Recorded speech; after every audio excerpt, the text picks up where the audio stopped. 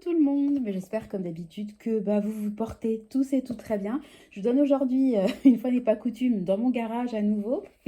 Ça fait 2 fois quand même que je fais des vidéos dans mon garage parce que tout simplement, on est au mois de mars, c'est le mois tant annoncé, le mois rouge, le mois où tout va exploser, etc. Et je me suis dit, tiens, si je faisais une vidéo en fait où je vous montre ce que j'ai dans mon congélateur, je vous donne des idées de menus, de ce que j'ai prévu de faire. Et puis, on fait un tour ensemble dans ce qu'il y a dans mon congélateur. Et puis, de comment j'essaie, entre guillemets, de gérer ce fameux mois de mars. On va arrêter le débat sur le mois de mars parce que ça commence vraiment à me fatiguer. Alors, je suis en train d'ouvrir en même temps. Voilà. Alors, il y a du givre sur les côtés. En fait, moi, j'ai 2 congélateurs. Donc, j'en ai un deuxième là qui est vide, qui est en train de dégivrer pour qu'après je puisse mettre les denrées que j'ai dans ce congélateur là pour dégivrer celui-là. Donc c'est vrai que je voulais me débarrasser à la base des 2 congèles, puis au final j'arrive pas à m'en débarrasser et c'est vrai que c'est ultra pratique par contre pour décongeler parce que moi j'ai toujours beaucoup de choses dans mon congèle, donc j'ai du mal à vider entièrement mon congèle pour pouvoir le décongeler. Donc c'est vrai que c'est un peu la solution de facilité d'avoir 2 congélateurs. Même si à terme, j'aimerais me débarrasser d'un des 2 congèles parce qu'on le sait bien, c'est quand même des produits qui consomment beaucoup en termes d'énergie. Je me suis déjà débarrassée sans le vouloir de mon sèche-linge. Oh, pardon, excusez-moi. Donc j'aimerais me débarrasser d'un des 2 congèles. Donc, ça, c'est un autre débat. On est là quand même pour parler de ce qu'il y a dans mon congèle. Donc, j'espère que vous allez bien voir. On va essayer de faire ça correctement. Voilà. Et puis j'ai pris mon petit carnet comme ça où en fait je note, alors bon désolé mon écriture est toujours aussi pourrie, mais je note en fait des idées de menus que j'ai prévu de faire par rapport à ce qu'il y a dans mon congèle, parce que souvent quand je vous fais des retours de courses, je vous donne des idées de menus, mais j'ai pas mal de choses dans mon congèle et des fois les idées de menus ne correspondent pas forcément aux courses, puisqu'il y a des choses que la viande dans mon congèle, elle peut très bien avoir, je sais pas moi, 5-6 semaines. Je garde pas ma viande trop longtemps parce que c'est pas préconisé, mais bon voilà, donc il n'y a pas forcément de cohérence entre mes courses et puis les menus de la semaine tout simplement. Donc je vais arrêter le blabla parce que vous connaissez mon côté un petit peu bavard. Donc je sais pas si vous avez pu lire un peu les menus. Donc quiche Lorraine légumes, salade de harengs pommes de terre, crevettes ail persil avec des pommes de terre isolées, saucisse de Strasbourg purée haricots verts en boîte, un pot-au-feu, des crevettes curry coco avec des macaronis, poulet mariné au gingembre, ail, miel avec du riz. Je vais faire du poisson au four avec des tomates, de l'ail, des oignons, des épices avec un mélange de boulgour. Je vais faire du chili, du cassoulet. Donc ça, c'est des boîtes. Donc je vais m'en servir. Hein. J'en ai dans le stock. Donc de temps en temps, je vais sortir une boîte. Un velouté de potiron avec des maquereaux. Et puis des croque-monsieur avec des légumes. Alors ça, c'est vraiment des idées. Mais au final... des fois, ça varie un peu. Alors, dans mon congèle, actuellement, j'ai 2... non. J'ai 2 paquets de viande hachée comme ça parce qu'on va recevoir mes beaux-parents et je voudrais leur faire des lasagnes. J'ai des cuisses de poulet. Donc ça, je crois que ça faisait partie de mon dernier retour de course. Il me reste 4 steaks hachés parce que je les utilise au fur et à mesure. Souvent, moi, 1 fois par semaine, je fais des burgers, donc je m'en sers. J'ai de la viande bourguignon. Je vais faire un pot-au-feu. J'ai des saucisses de Strasbourg. Là, ce sont en fait... Voilà, des merguez qui nous avaient été offertes, entre guillemets, on avait commandé un couscous et puis royal, et en fait on avait juste eu les cuisses de poulet. On avait dû y retourner pour avoir le couscous royal en entier. Donc le gars nous avait offert en tirant la tête, on va dire, 4 merguez. J'ai également des escalopes de dinde, donc ça je vais les faire à la crème et aux champignons. Bon, en dessous j'ai quelques glaces, je vais pas vous montrer, c'est pas super intéressant. Dans le bac d'à côté, j'ai des saucisses de Toulouse. Alors ça, je m'en sers des lardons, des allumettes de bacon. Je m'en sers pour faire les quiches Lorraine de temps en temps. J'ai, alors là, un petit paquet d'oignons qui est entamé. Là, j'ai du poulpe, donc là, je vais m'en servir. J'ai acheté un chorizo, j'ai des crevettes, j'ai du poulpe. Donc, je vais faire une espèce de paella à ma façon. Hein. C'est pas la recette de base, mais bon, je vais la faire. J'ai un petit paquet comme ça de queue de crevettes. J'ai des côtes de porc. J'ai du jambon parce que je l'avais acheté en promo. J'avais acheté 4 paquets. Donc, le jambon, ça se congèle très, très bien. Hein. Donc, j'ai une deuxième boîte de poisson pané. J'ai du saumon, voilà, comme ça je vais m'en servir pour faire une recette saumon tomate avec des légumes verts. J'ai ça que j'avais eu en cadeau lors d'une commande Picard, mais je ne l'ai toujours pas utilisé. Après c'est pour une personne et moi c'est rare que je sois toute seule. Mon mari peut être en déplacement, mais même s'il est en déplacement, en général je suis avec les enfants, donc je suis rarement toute seule. Ensuite on continue. J'ai, alors tiens, on va mettre tout ça ensemble. J'avais acheté, parce que je trouve ça pas mal, des petits copeaux de parmesan. Quand je fais des salades César, je trouve ça bien J'aime bien avoir le parmesan sous format râpé, mais j'aime bien en avoir aussi en format copeaux. Alors là, en fait, j'avais fait une recette avec du citron. Et ce que j'ai fait, c'est qu'en fait, c'est du citron bio, hein, je précise. J'ai gardé les écorces, les zestes, enfin, je sais pas comment l'intituler, de citron pour parfumer des fois une pâte à gâteau, etc. Voilà, je me suis servi du jus, mais j'ai gardé l'entourage du citron. J'arrive pas à trouver le mot juste. J'ai un petit peu d'oignon rouge. Bon, après, j'ai des épices, je vais pas forcément vous montrer.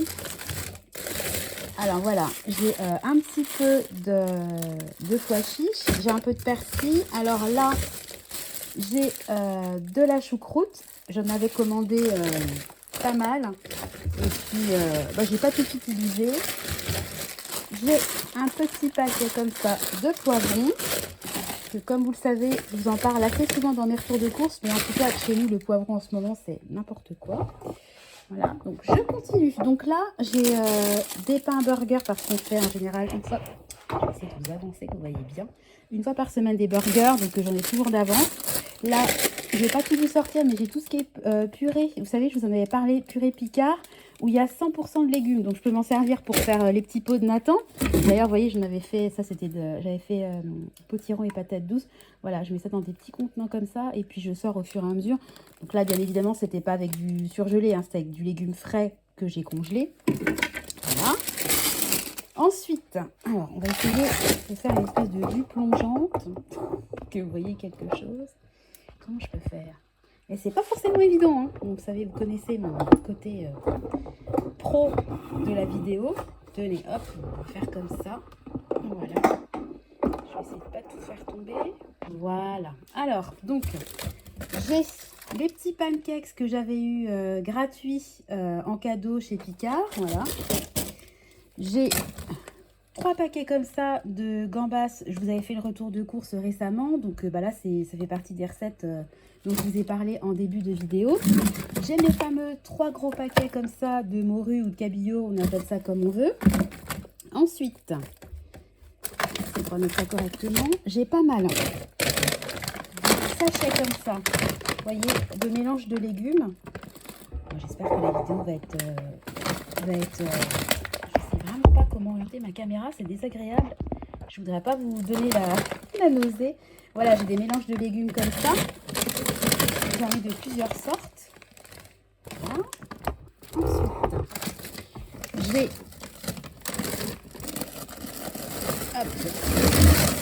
ça fait du bruit. J'ai un paquet comme ça entier de poivrons. On continue. Voilà, donc là, et vous savez quoi, je vais faire comme ça. Je vais carrément mettre ma perche comme ça. Je crois que ça sera encore plus simple. Ça sera beaucoup plus simple. Alors ensuite, j'ai de la carotte. J'ai des paquets enflammés, hein, des oignons. Vous voyez, j'ai des petits pois. Encore du poivron. Toujours mes fameux mélanges de légumes parce que c'est vraiment hyper pratique. Des courgettes, pas mal de légumes surgelés. Vous connaissez hein, mon amour pour les surgelés, ça me facilite vraiment la vie. Je voulais vous montrer également, voilà, que j'ai. Là, c'est des pleurotes que mon beau-frère cultive. J'ai un vacherin pour 12 personnes. J'avais acheté ça pour je sais plus quoi, je m'en suis pas servi. Je le garde au cas où on a des invités de dernière minute, ça peut toujours servir. Pareil. J'ai des petites pâtes feuilletées, je crois que j'en ai 3. Il y en a un qui est caché en dessous. Et puis j'ai un fondant au chocolat que j'avais eu en cadeau pour mon anniversaire chez Picard. Donc ça, le vacherin et le fondant, c'est des choses en fait que je mange pas. Je les garde pour si on a une invitation... une invitation, des invités plutôt surprises, ben, ça peut toujours servir parce que j'ai pas forcément le temps comme ça en 2-4-6 de faire un gâteau. Et puis j'ai quasiment que des légumes, mais j'ai un paquet comme ça de pommes rissolées. Pareil, ça peut toujours servir. En général, j'ai toujours un paquet de frites, mais là, vous voyez, j'en ai plus. Voilà, et puis j'ai mon petit stock comme ça de baguettes. Nous, on est vraiment fans du pain chez Marie Blachère, donc voilà, on le stocke, on en achète par 12, on les stocke dans le congèle, et puis on décongèle au fur et à mesure. Franchement, ça tient très bien la décongélation. Voilà, donc je voulais faire un petit tour avec vous dans mon congélateur. Alors, je sais pas quoi en penser, parce qu'il est loin d'être rempli. Je trouve qu'il y a quand même pas mal de choses. Puis après, je vous ai pas tout montré, mais là, vous voyez, j'ai des branches de céleri. Ça, c'est pareil, j'en utilise une branche de temps en temps quand je fais un pot-au-feu.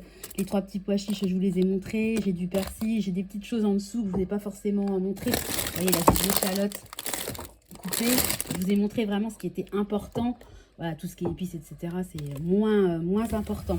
Voilà, donc, je le trouve...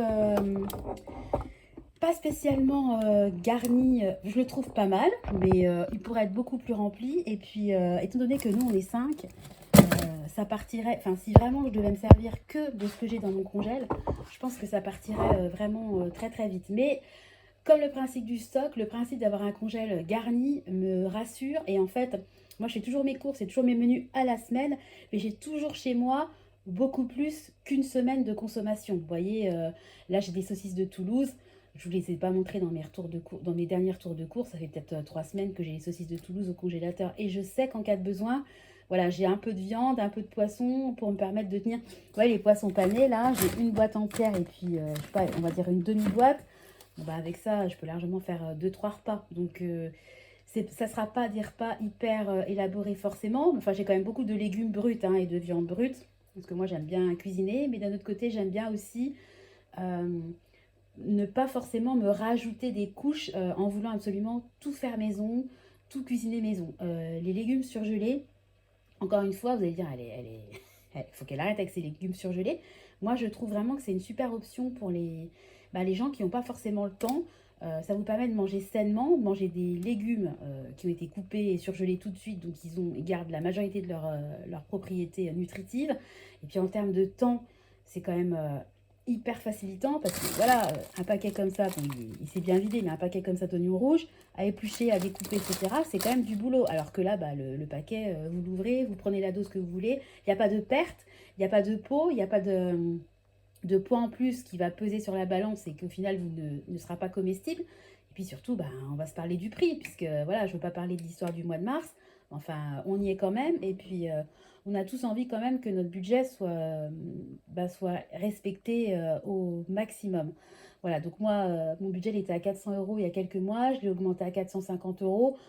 Franchement, j'ai pas envie de le passer à 500 euros non plus. Donc, je vais vraiment essayer de faire en sorte d'anticiper. Je m'étais un peu laissé aller, entre guillemets, les menus, je les faisais un peu moins ces derniers temps parce que, voilà, j'arrivais à maîtriser mon budget sans trop me prendre la tête. Là, je pense que je vais vraiment reprendre de manière assidue le fait de faire ces menus, tout simplement, et puis de prendre un peu de temps pour réfléchir. Et puis, c'est un mal pour un bien, parce que ça vous prend quoi? Ça vous prend un quart d'heure dans votre semaine d'établir vos menus, surtout quand vous avez l'habitude, ça va quand même très très vite. Moi, je sais que régulièrement, je vais faire une quiche Lorraine, je vais faire des croque-monsieur. Il y a quand même des menus qui reviennent très régulièrement. Puis après, je me fais 2-3.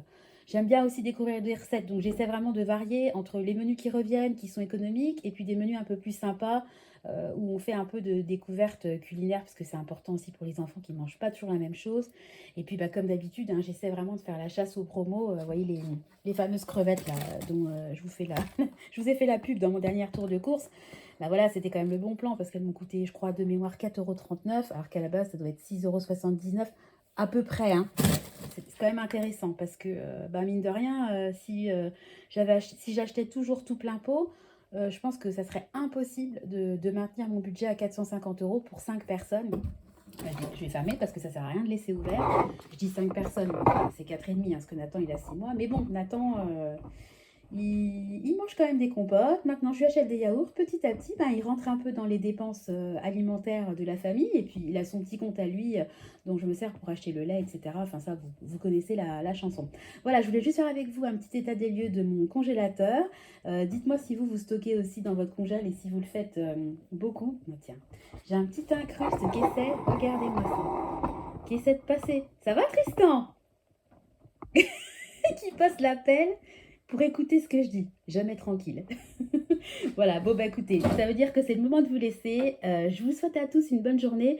Bah, n'hésitez pas à liker, à commenter. C'est ça aussi qui fait vivre, qui fait que ma chaîne se développe. Donc bah, si vous avez des commentaires, n'hésitez pas. Et puis si la vidéo vous a plu, bah, faites un petit pouce bleu, c'est toujours, toujours appréciable. Voilà, bah écoutez, je vous embrasse, je vous fais des gros bisous et puis je vous dis à très bientôt.